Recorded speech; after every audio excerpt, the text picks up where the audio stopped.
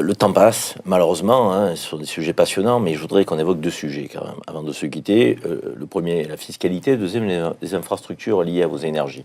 Sur le plan de la fiscalité, Gilles Durand, qu'en est-il aujourd'hui de la fiscalité sur le gaz naturel? Alors nous, on est fiscalisé depuis 2014. Auparavant, on était exonéré de fiscalité parce qu'il y avait très peu de véhicules au gaz. Puis comme ça démarre très très fort, notamment dans le domaine du transport de routier, de marchandises et de voyageurs, eh bien depuis 2014, on est fiscalisé à un taux très faible, c'est quelques centimes d'euros de l'équivalent du litre diesel. On parle de kilos de gaz, nous, c'est l'équivalent d'un litre diesel, donc on est à quelques centimes. Et cette taxe est gelée jusqu'en 2022. Voilà. Donc on est au niveau fiscal plutôt avantagé. Et on a également un autre avantage au niveau fiscal qui n'est pas lié sur la taxe carburant, mais qui est lié au dispositif de suramortissement pour les professionnels. Et ça, signe positif de la France, ça concerne l'ensemble des carburants alternatifs au pétrole, donc gaz, électricité, hydrogène. Et là, un professionnel peut amortir jusqu'à 160% de la valeur d'achat de son véhicule, ce qui est un signal très fort et qui permet des économies substantielles. Voilà. Donc, au niveau de la fiscalité, on est reconnu, notamment donc jusqu'aux véhicules utilitaires légers, pour développer la filière. Il a été mis en place ces dispositifs fiscaux. Bertrand Joubert, même question. On sait que c'est la fiscalité aujourd'hui qui crée des tensions dans notre pays. Hein, donc, fiscalité sur les carburants. Qu'en est-il de la fiscalité sur l'hydrogène? Alors pour l'instant, la goutte d'eau que nous représentons n'est pas fiscalisée.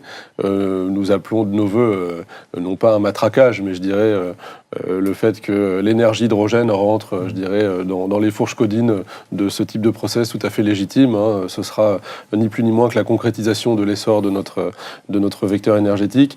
J'observe néanmoins que la production d'hydrogène par électrolyse, c'est-à-dire à partir d'électricité et d'eau, fait, elle, l'objet d'une fiscalité indirecte, puisque l'électricité source utilisée pour la production de cet hydrogène fait l'objet de la fiscalité électrique que l'on connaît. Quelle est la fiscalité sur le bioéthanol?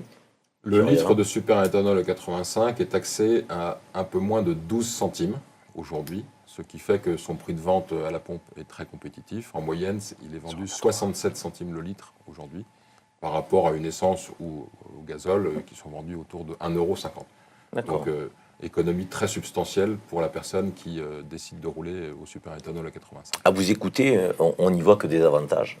Donc fiscalité, sur le plan écologique, c'est pas discutable, et je dirais, disposition, une disponibilité d'énergie qui est sans conteste. Vous l'avez dit sur le gaz naturel, vous avez évoqué les productions liées au bioéthanol, l'hydrogène, quand vous nous expliquez aussi comment se fabrique cette énergie.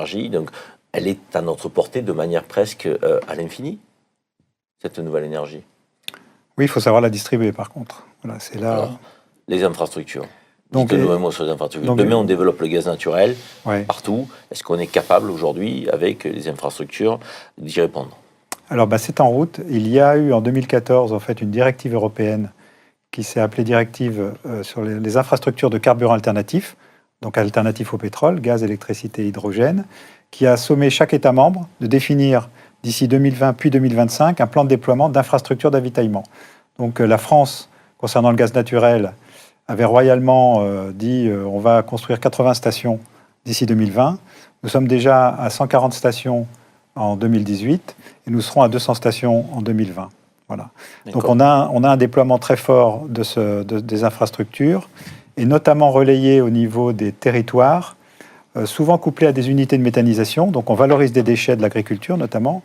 On crée des digestats qui permettent d'abonder les sols de manière complètement écologique. Et en plus, on crée de l'énergie produite localement et qui est 100% renouvelable. Voilà. Donc là, on a un déploiement dont l'ambition pour la filière est de 2000 stations d'ici 2030. Qui investit? Alors aujourd'hui, dans l'association, on a une vingtaine d'énergéticiens. Donc alors je vais citer que les plus gros qu'on connaît, il y a Total, Engie, Air Liquide, et puis Avia, mais il y en a d'autres, des plus petits. Il y a les constructeurs de véhicules, notamment sur les poids lourds, qui sont également très impliqués dans le dispositif. Mais aujourd'hui, pour répondre à votre question, on a pour les 250 premières stations que nous aurons d'ici 2020, des investisseurs privés qui mettent en place des stations. On en a construit plus d'une par semaine, donc ça va très très vite. Et puis en relais, nous avons les territoires avec les agglomérations, avec les régions, avec les départements qui s'investissent également pour développer ces stations au plus près des besoins des territoires. D'accord, donc mixte là aussi, puissance publique et privée. Oui, mais essentiellement avec de l'argent privé. Essentiellement de l'argent privé. Monsieur Joubert, le plan à 100 millions d'euros de Nicolas Hulot signé en juin 2018, le plan hydrogène, ça va faire 9 mois maintenant. Donc, est-ce que des choses se sont déployées concrètement? Est-ce que c'était une annonce ou il y a du concret derrière? Alors c'était une annonce et elle est suivie d'actions concrètes et je vais être ravi de les détailler. Je commence par une petite précision. L'hydrogène à l'égard de la distribution, je dirais, se compare aisément aux autres carburants, c'est-à-dire que c'est un gaz, on le stocke dans une station-service, on le distribue. Par rapport à la distribution de l'énergie électrique pour les batteries, qui elle s'adosse à des enjeux de réseau électrique complètement différents et qui s'adressent de façon tout à fait différente. Donc pour notre vecteur énergétique, comme pour les autres qui sont évoqués ici, l'enjeu c'est combien on met de pompes au coin de nos rues pour servir les véhicules qui s'y présentent. Et à cet égard, effectivement, le plan Hulot, pour ne parler que de la France, est un plan qui a donné, je dirais, un nouvel essor au déploiement de la mobilité électrique hydrogène et qui s'est concrétisé sur la toute fin de l'année dernière par des appels à projets à l'égard des territoires pour que ces derniers bâtissent des plans de déploiement de l'hydrogène, mobilité, mais aussi pour d'autres usages, notamment énergétiques, industriels, en cohérence avec les politiques industrielles et de mobilité de chaque territoire. Ces appels à projets sont actuellement en cours de dépouillement et je me suis laissé dire que, je dirais, le volontarisme des différents acteurs publics et privés mobilisés sur ce projet et, pour ne pas dire bien au-delà de l'enveloppe de dotation initiale, mais en tout cas témoigne d'une vraie volonté d'avancer de la part des différents territoires. Donc on a du concret. Il nous reste 1 minute 30, messieurs. Le temps passe très vite. Monsieur Rialan, sur le bioéthanol et les infrastructures. Alors, les infrastructures, question très importante, puisque dès qu'on parle d'un carburant pour le grand public, il faut s'assurer de la disponibilité des carburants et ça contribue aussi à sa notoriété, donc à sa connaissance par les gens. Dans le cadre du superéthanol 85, on est dans un cycle de fort développement du nombre de stations.